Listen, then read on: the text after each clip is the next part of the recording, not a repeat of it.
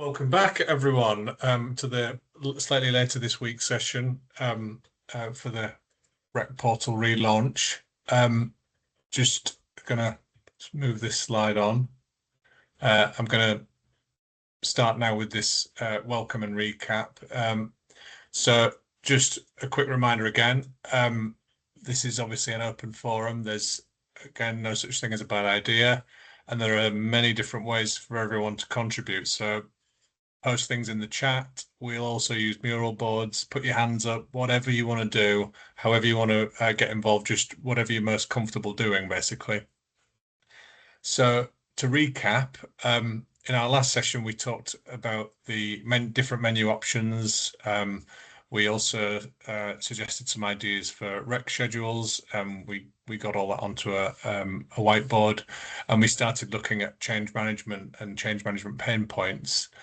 For today's agenda, we're going to take you through the results of the card sort that we sent out, because you'll all be remember that we sent that out for people to kind of do in their own time. We got hopefully a good response on that. And we'll also go over the key learnings from last session from the post-its. We also have a testing prototype activity coming up, so Emma will unpack that for us later on. And then we'll also share the outputs from the change management workshops that we've had earlier this week. And again, at the bottom, usual disclaimer: discussions subject to competition law and disclosure rules. No sharing of commercially sensitive information, no discussions on pricing, margins, or business strategies. So I'll hand over now to Emma, if you'd like to pick up on the card sort results.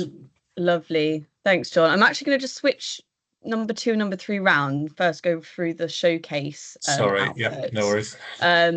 Just because I think it makes more sense leading into the menu testing work. Also, just note, my internet keeps dropping in and out, so I do apologise if I go missing at any moment. I'll be quick to rejoin. But let me just share my screen. It's not liking me putting it into present mode at the minute, so I'm just going to go through it like this. But yes, essentially, last showcase, we ran through a couple of exercises on a mural board where we were gathering your feedback around things like the personal dashboard, interacting with the rec, the change process, as well as thoughts on navigation in terms of side menus and top menus. So I thought it might be quite good just do a little recap for everybody on the call, and also for anybody who wasn't there last time. So first of all, some general key takeaways that we got from the session. Some of the pain points that were mentioned were things like access management via the rec website can be difficult and lacks company level control. We heard at times that onboarding was too complex and that there were too many steps to find key information. We spoke a lot about version control and how the control of documents can sometimes be quite unclear, and people can struggle to understand what's a live document and what's an archived document. So sometimes resulting in a bit of lack of trust, like knowing, is this the document, the right updated document I should be referring to? We also spoke about navigation having some gaps due to sort of a lack of journey handovers and jump points. So if you're on one page and you want to go to a related page, you kind of have to go quite a long way around to figure out where it is you're supposed to be going. So we spoke about making that a bit more intuitive. And then things around market entry and the qualification process was flagged as quite confusing. So that was also something that we spoke about. And just a snapshot of some of the ideas for improvement. These aren't all of the things we spoke about in the session, but these are just a few things. We spoke about improving the search functionality and having sort of topic and role-based filters to help people navigate information that is relevant to them. We spoke about making committee documents and meeting minutes a bit easier to locate, so you can quickly just jump in and see exactly what was said in the various meetings. We spoke about enhancing document control, things like tagging, and also ownership visibility of documents, so you can tell okay, this document is owned by this individual. So if you have to reach out or have to reference them at any point, then you know exactly who is owning that document.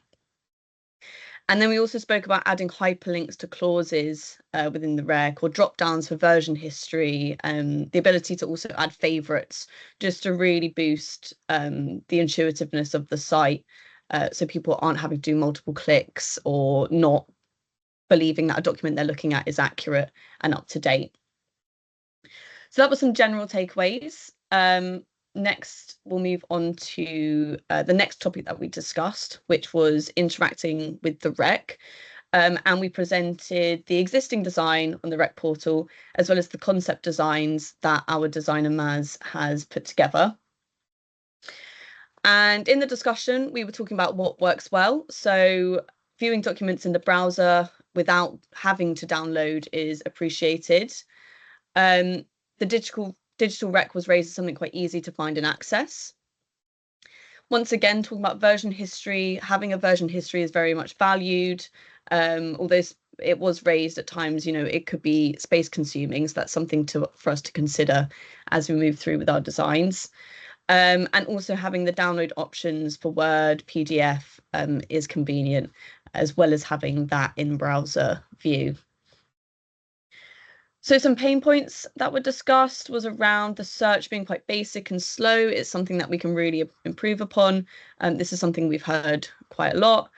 There are some, with the existing design, there's sort of accessibility issues with icons and click areas, which is something that Maz, working on the design system, will be looking to fix.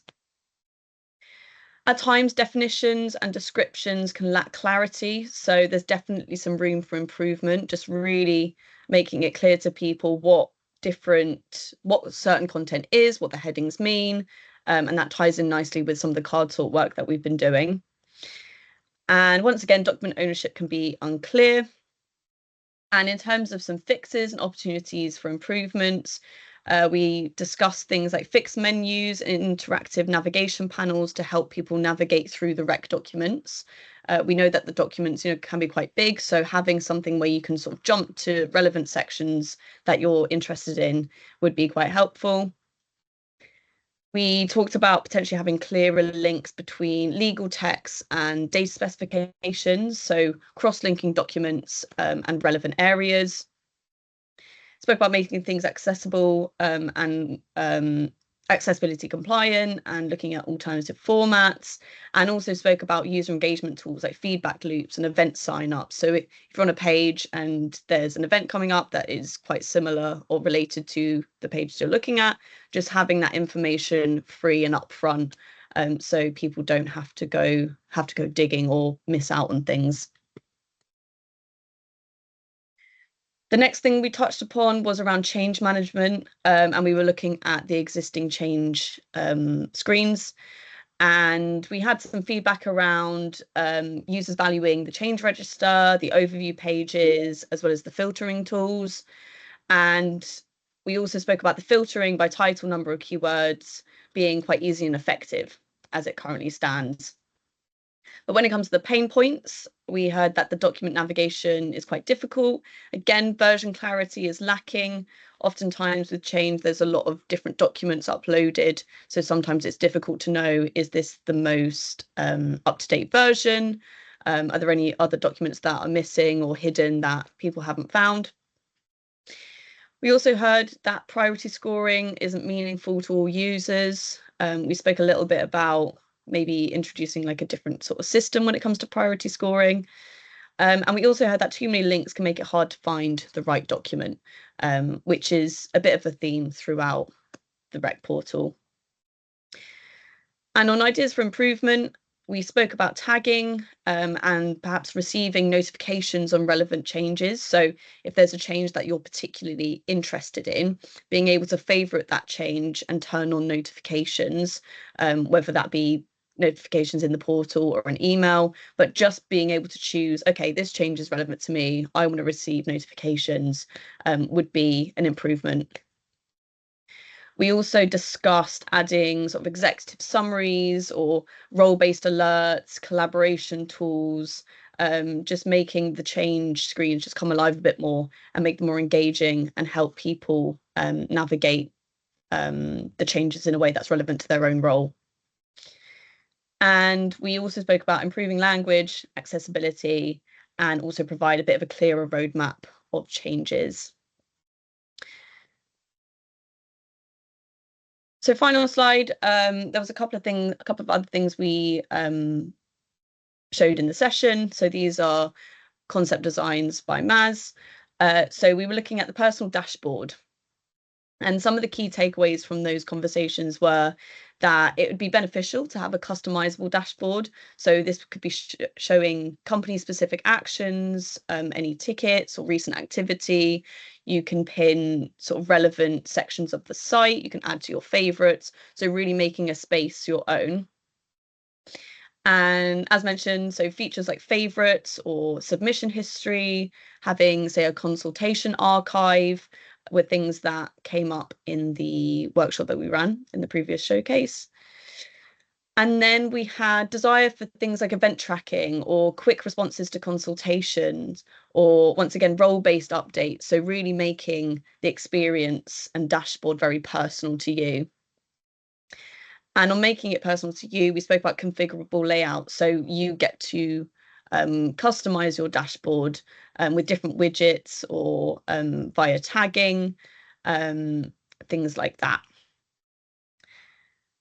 So the final thing we spoke about was the navigation preferences. And this is essentially, Maz has put together a concept of two homepages, one in which had a side panel navigation and one that had a top level navigation, which is similar to the current rec portal. And from the feedback, there was really good positive feedback around having the collapsible side menu with a tiered structure of navigating the different elements within the rec portal. Users wanted an uncluttered default view with lots of expandable options. There was also interest in users being able to select whether they want the menu on the top or the side. Both concepts did garner positive feedback, but I'd say there was a slightly stronger preference for that side view. And we also spoke about desire for label-based search and easier access to lower tier items. So just a sense of a really intuitive navigation. So if you know, if you're within the change section on the site, you can easily navigate to all those relevant change pages without having to do too much digging. So that's just a roundup of what we discussed in the last showcase. And based on this feedback, myself and Maz will go away and work on the designs. I'll just pause there before going into the next part of the agenda for any questions or comments.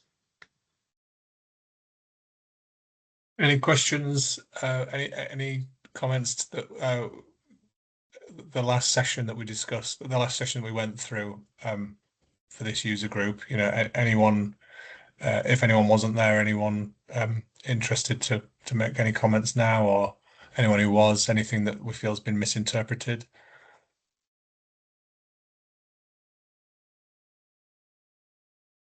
Okay. If not, I'll move on to the next one. Let me see if PowerPoint will let me present things properly. Or quite possibly. Let's see. Okay. Lovely. So the next part of the agenda, I'm going to run through the card sort analysis. Thank you to anybody who got involved in that remote card sort activity. I think we've got some really, really helpful feedback, which I'm going to run through now. So just a bit about where this card sort activity came from, sort of what the key activities were and the goals. So we have user archetypes, and user archetypes are essentially a summary of the different user groups that who have similar user behaviors towards the rec portal. We've got a set of 9 user archetypes, and we essentially wanted to validate the proposed taxonomy, so the proposed structure of our menus against each user archetype to ensure that people are able to navigate to relevant sections of the rec in order to get their jobs done. essentially. We want to make sure that the content is categorized in a way that aligns with our users and our different types of users.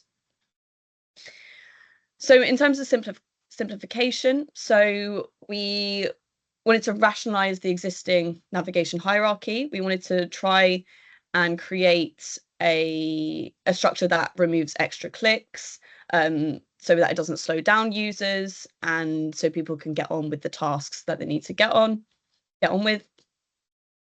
Whilst also maintaining a balance between navigational depth and overall usability. So we don't want things to be totally hidden away, but at the same time, we don't want everything up front. We want to create like a really structured, intuitive hierarchy to help people navigate to where they need to go to.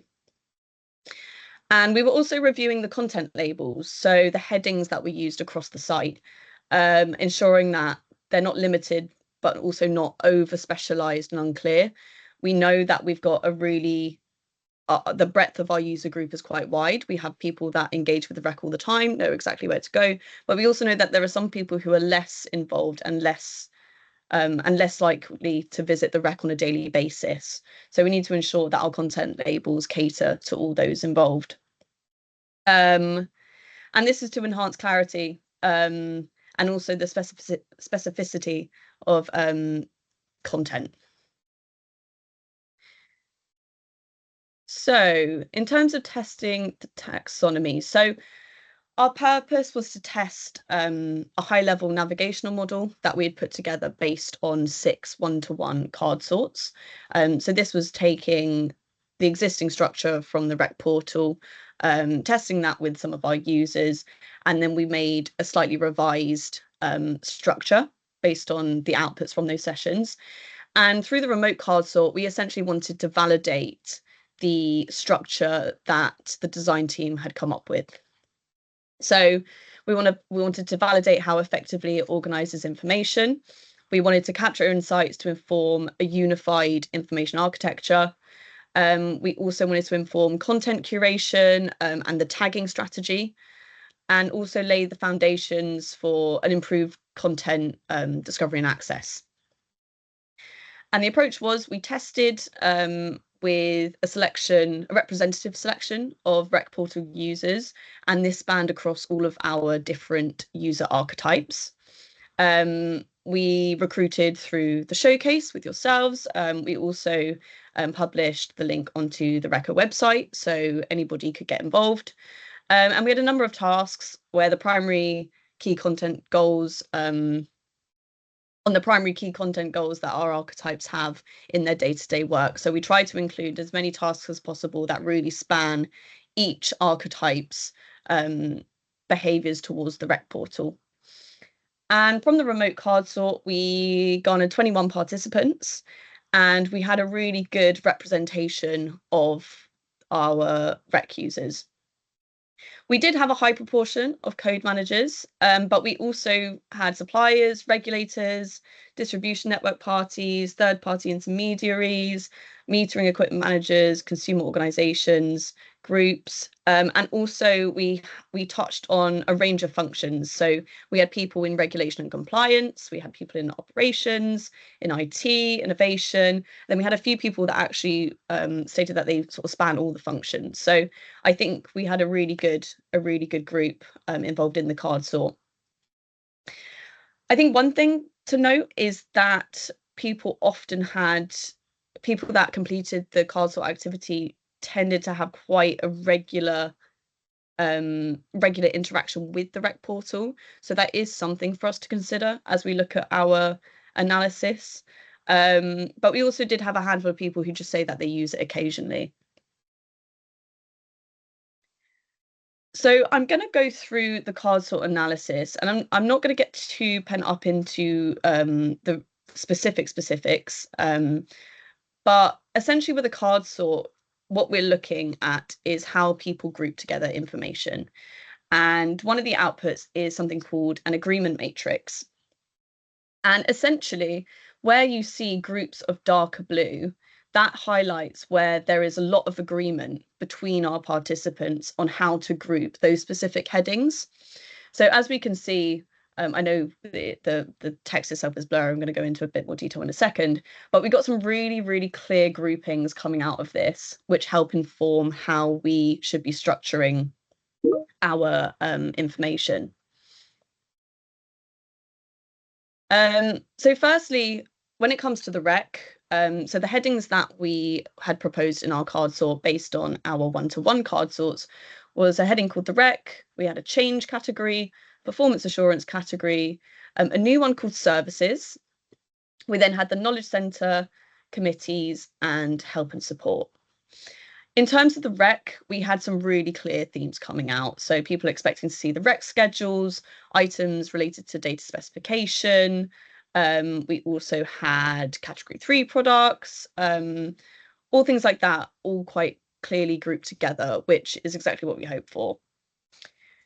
What was quite interesting, though, we also had many people place these items within the knowledge centre. And I think what this raised to us is the importance of having relevant documents accessible from both areas. So having dual placement of documents and cross-linking, and ensuring that if you've gone to the rec, you can find relevant guidance that would usually exist in the knowledge centre, or vice versa. If you're in the knowledge centre and you're on a guidance document, we can link you back out to the rec schedules themselves. I think I've got a hand. Have I got a hand? Just it's Paul from the co-manager.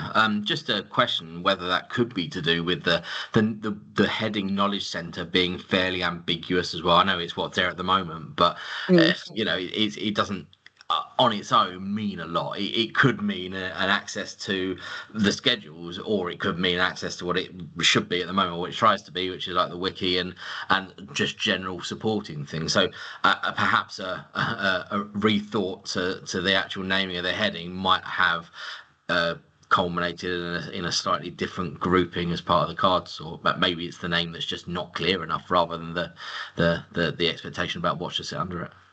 Yeah, it's a really good point, and absolutely is something for us to consider. With any of the headings, we also wanted to try and test the understanding, and particularly in those one-to-one sessions, we really want to hone in on what those content headings mean. Even things like category 3 products came up as something people are unsure what it means.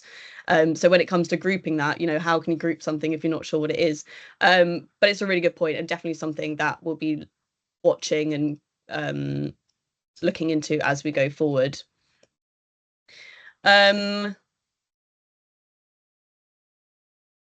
Change was another category which people grouped together in a very with strong agreement. Things around change management, release management, consultations, impact assessments. Most people were very confident in their placement of those headings. And knowledge centre, again, it's similar outputs to the rec in the sense of we see items sitting in the knowledge centre as well as items sitting in the rec.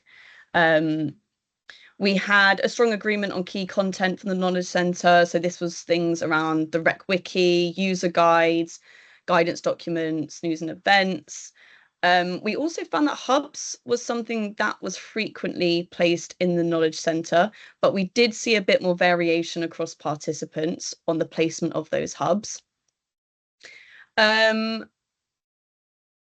And yeah, so overlap between the knowledge centre and the rec, as you mentioned, Paul, that could be to do with the knowledge centre title as well. Definitely something to consider.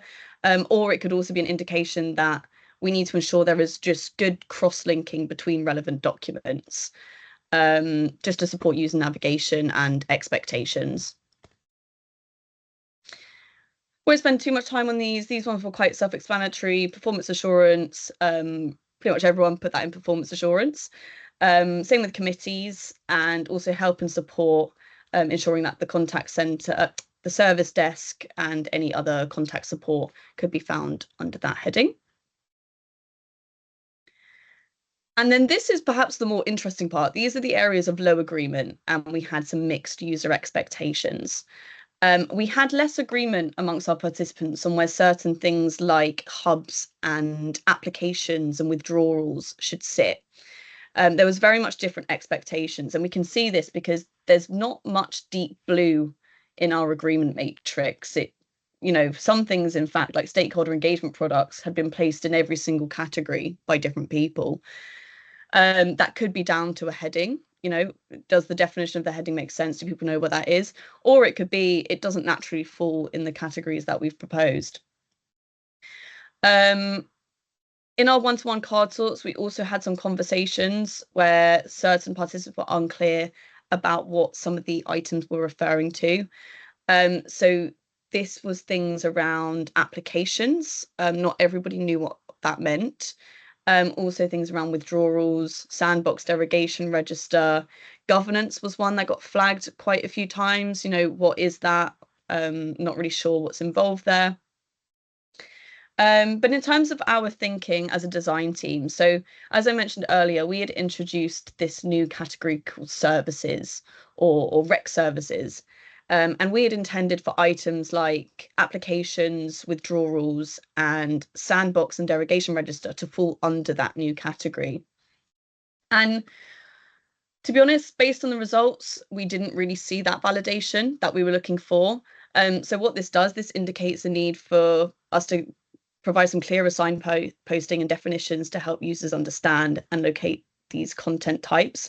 I'm also going to be asking you guys a question on a mural in a moment, just around that, because that is a gap in our research that we need to look into plugging. And just quickly, we also had some tree test activities. So this is where we ask users a question. So based on these new headings, where would you expect to find the rec service desk, for example?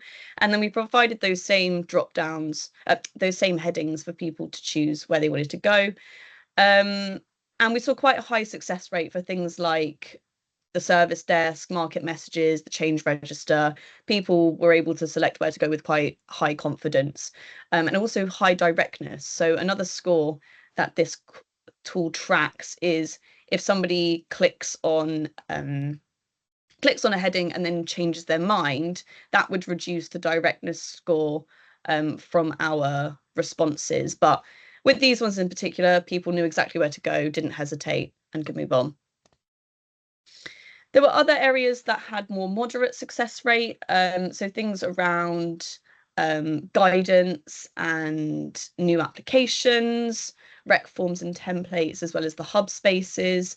We could see a lot of people, or most people, correctly selecting the heading that we as a design team had chosen, but we could also once again see things turning up in multiple locations. So once again, it highlights our need to really consider how we want to cross-link, how we want to relate to particular documents, relevant documents rather, particularly sort of guidance-related ones. And this is just to help improve the user flow by reducing the need for extensive site searching, so jumping between lots of different headings. And then we had a few areas that really there was lower confidence in where these items should belong. One of which was industry contacts. We had placed that around within the performance assurance category, but a lot of people felt that that should fall actually in the knowledge centre. So something for us to consider. And we also put a slightly different question in. We asked, based on these new headings, where would you go to find non-mandatory product information? And this was us trialing out a new content label. So from our one-to-one card sorts, we had heard that category 3 products, if you're not somebody who engages in a category 3 product, it's not really clear what that is. So we tested non-mandatory product information. I believe this was a suggestion that came out of our testing. But as you can see, most people place that in the knowledge centre. So I think we need to have a consideration from our side whether that was a lack of understanding about what non-mandatory product information meant, or whether actually it'd be more intuitive for that to fall within the knowledge centre itself. So we need a bit more further exploration around terminology and content placement, just to better align with user expectations. And final comments. So a bit of a summary of some of the feedback we asked for at the end of the exercise. There was a free text box for people to write in their final comments. We see that some headings lack clarity and specificity. So participants found some labels confusing or too broad, and many people suggested adding subheadings and perhaps some clearer examples. There were some terminology issues. So in the feedback at the end, we had people raise that terms like withdrawals was a bit unclear, wasn't quite sure what withdrawals meant and what sort of interaction with the rec portal that would entail. And also some people mentioned that committees didn't feel appropriately grouped. We had provided committees with its own heading, but for some users' expectation, it might fall in a different place. There were some structural improvements suggested. So we had feedback pointing towards a need for more intuitive grouping. So, for example, separating out hubs, having its own space, or adding an about section, which does currently exist on the rec website. And also a need to refine larger sections like change in the rec. So change in the rec, big categories, lots of things in that. So looking to branch that out into subheadings, which is something as a design team that we're already looking into. And just in general, a desire for better navigation. So users felt that more specific menus and clearer categorization would reduce reliance on like the broad buckets, like the rec, change and knowledge center rather, as I've just mentioned. So that was the outputs of the card sort. Before I just round off at the end, there is an exercise which, oh, that's good. It's just got rid of my mural. Hold on, bear with. So I'm going to drop into the chat a link to the mural. And there's just 3 questions that I'd like to ask the group about today, which might help plug some of those gaps that I just discussed through the analysis. So let me put this in. So hopefully anybody who's happy to provide some feedback can access that mural. I'll just give people a moment to click in. You should be able to just join as a guest and anonymously. Fab, I can see people coming in now.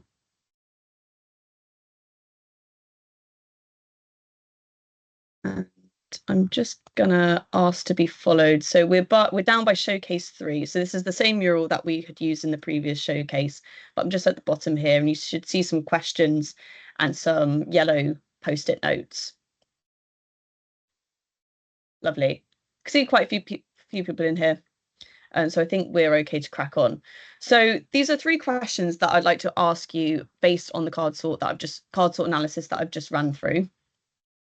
So the first one is, what do you think about relevant documents being accessible or linked from dual locations, such as guidance sitting both in the rec and in the knowledge centre?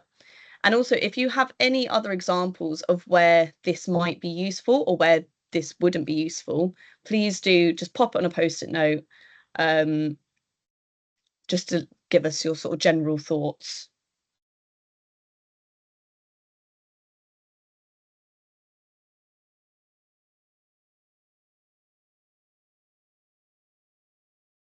I'll just give people a few moments.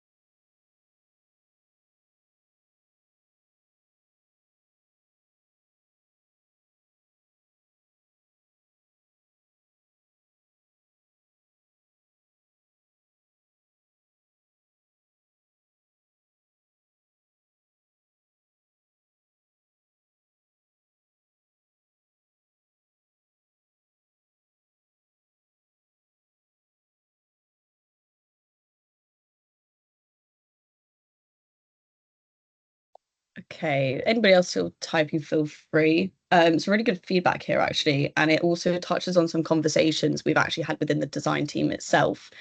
So when it comes to dual linking or cross-linking documents, we discussed how it's important not to have, firstly, outdated versions existing in different places. And we were discussing the idea of having sort of a central place for each document. So I guess a home for a document in just one place, but having a link out to that document on relevant pages. So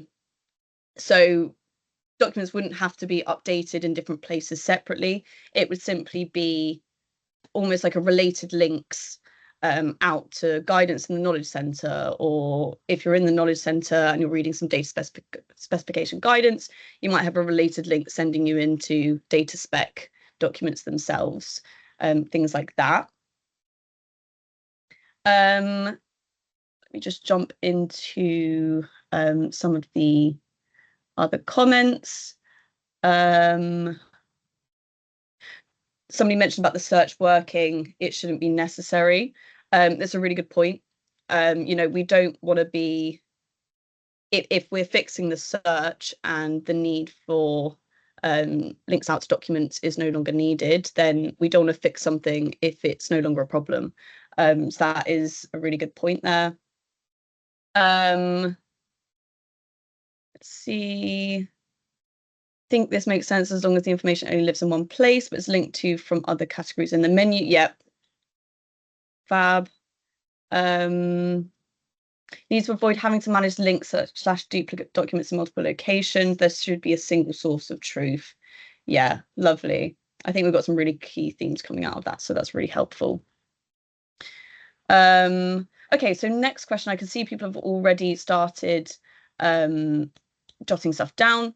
So this question is around what you think about the new heading rec services that we introduced, and we had grouped together applications, withdrawals, and the sandbox and derogation register. What are people's thoughts on that? Any alternative suggestions? Also, any comments around the groupings themselves? These items consistently came out of pretty much all of our card sort activities as being quite ambiguous, and there was very little agreement on where these things should fall.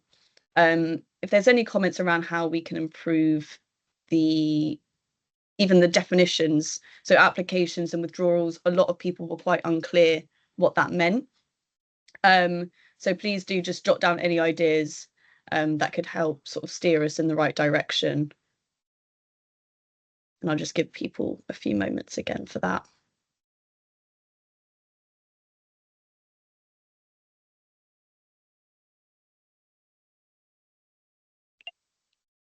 Really helpful bit that I've just seen there, which is that sandbox and derogation are actually very different. So perhaps, yeah, having them under one heading in itself, whatever that heading might be, is the wrong thing. So that's really helpful, that bit of feedback.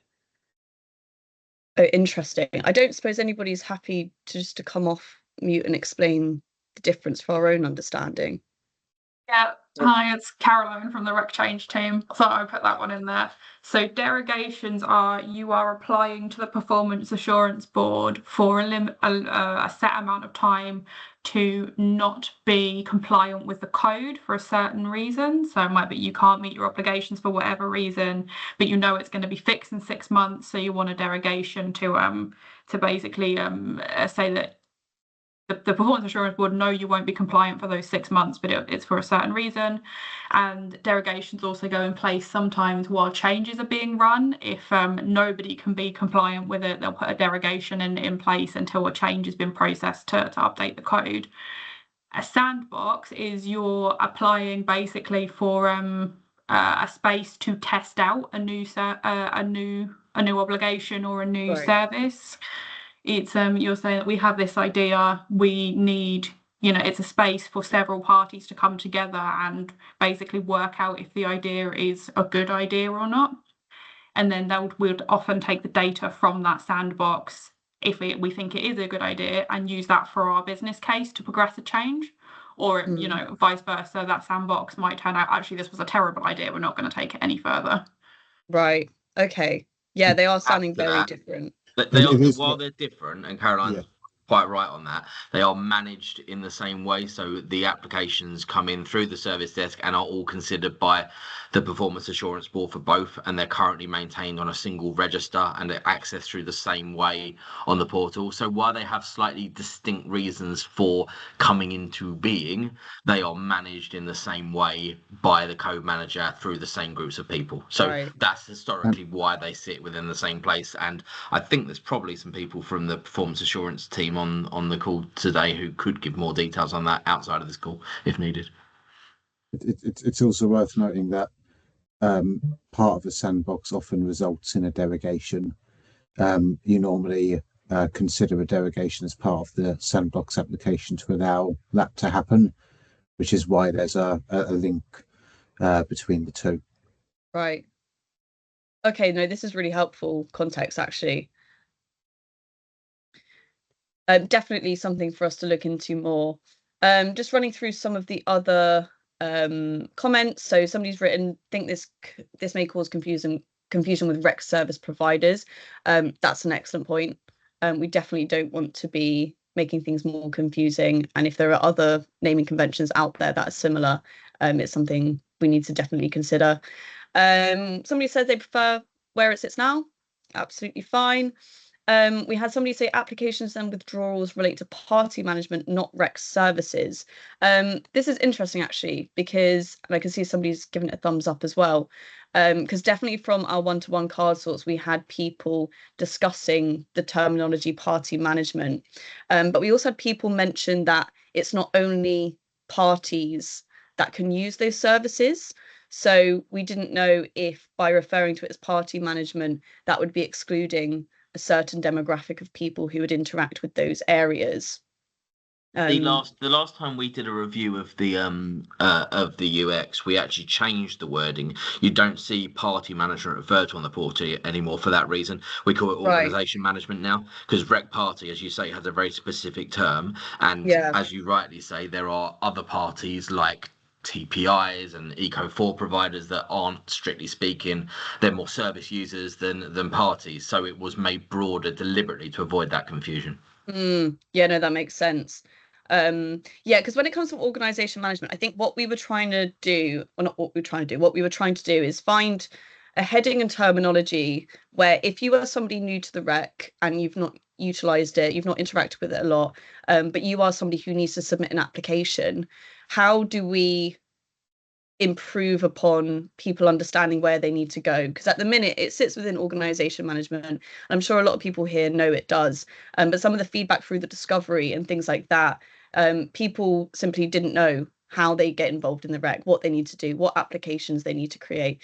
So this is essentially what this question is all centered around, like how can we encourage new users or people who less frequently engage know where they need to go in order to do the tasks they need to do, basically. So there's a few things again, rec services referring to other things like ES, GS, so potential confusion. Yeah, that makes sense. Someone's actually written, if I was new to the rec, I wouldn't think to go to rec services to submit an application. Excellent point. That's exactly what we're trying to figure out at the minute. So if anybody has other suggestions, more than welcome to listen to those.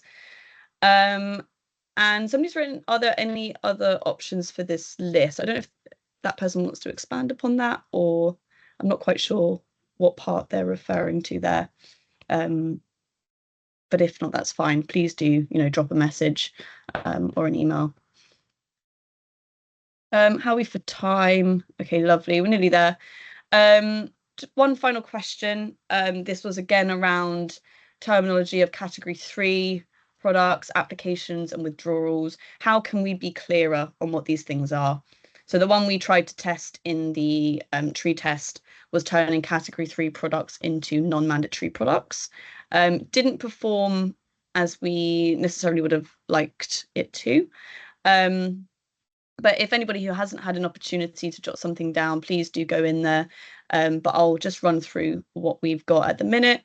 So with category 3s, put a definition along the top of the page. Yeah, definitions is definitely something we can look into.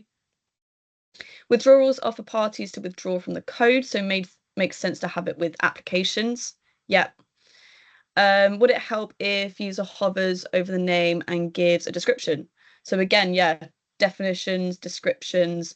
That's a really good suggestion. Perhaps it's less about changing the heading themselves and just providing users with a bit of context around what things are. More around definitions.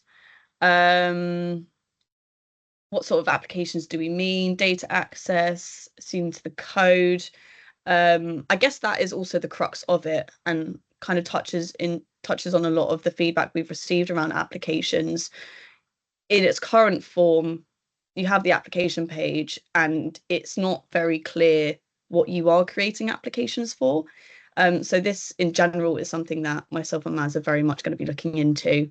Same as withdrawals. Somebody's written Cat3 is defined terms, not sure how easy it would be to change. Also only really impacts internal, not external users. Yeah.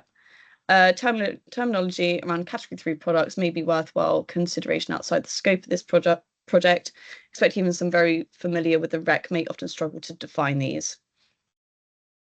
Somebody's written, worth noting, there are some non-mandatory products that may not qualify as Cat 3, as Cat 3 is specifically products within the control of the change process. Okay, that's really interesting.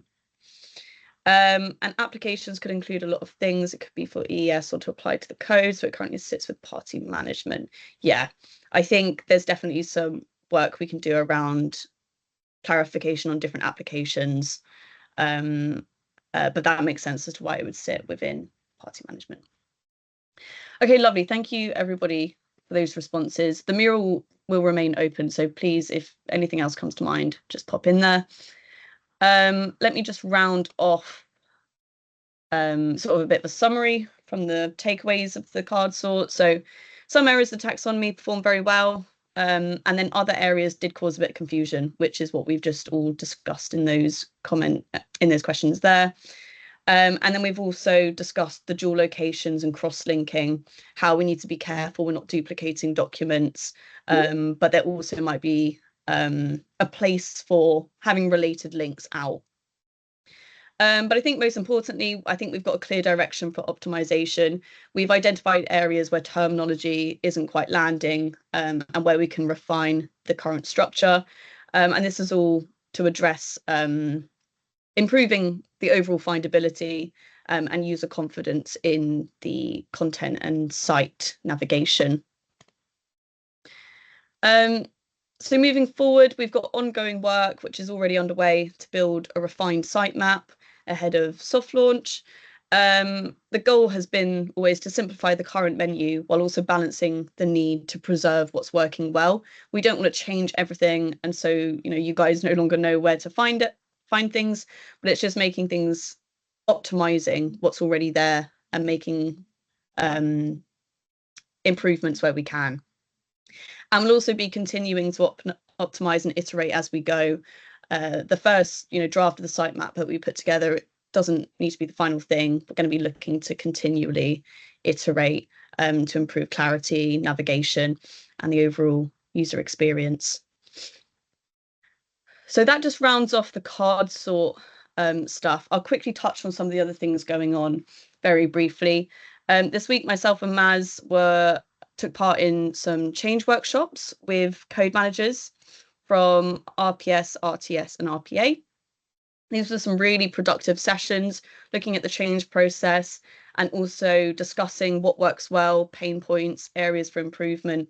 We also had an opportunity to run through the different pages on the rec portal related to change. So the change register, the portfolio overview, the overview pages, and we got some really, really good feedback, which we'll be taking away with us and analysing and helping inform our designs. And we'll be looking to run some workshops as well with rec parties themselves and external users. So we've run some sessions with code managers, but we'll also be looking to speak with rec parties around change and gather feedback from that perspective. And then finally, another upcoming activity we will be releasing shortly is a menu prototype testing. So next week, we'll be looking to launch another online activity, testing and gathering feedback on sidebar navigation and top menu navigation. So this will help inform our design's direction moving forward. There'll be more information about how to get involved in that shortly. But yeah, we're looking to release that next week. And I believe that is everything. So I'll stop there. Any questions, comments, etc.? Thanks, Emma. Any questions for Emma before we wrap up? It's not a question for Emma, but if anyone wants to follow up with, some suggestions, if they've got, want to spend a little bit more time, we can have a one-to-one. Just let John know. And regarding those menu items, we can take your ideas on board, in a more individual basis. Yeah, definitely. Yeah, and I'll come on to that bit. So, yeah. So thanks again to everyone for joining. I hope you found it a good, useful session just to keep you in the loop, and it was informative, but also that you got a chance to contribute as well. As Sam said, please do contribute. Please do send anything. If you want, I can arrange a meeting. We can have a one-to-one conversation, or just fire an email across to the rec portal relaunch at retailenergycode.co.uk. We've got our next session scheduled for the 7th of October at 2 p.m. and this is actually the last one of the discovery phase. So we'll start to now put the invites in for the design, build and test phase, which starts in November. So we'll start putting those in the calendar. Do let me know if is Tuesday 2 p.m. fine? Are we all happy with that? Did you want us to choose another date? Happy to take feedback. Again, email address there at the bottom if we need to suggest any changes. But that's it. Thank you, everyone, and we will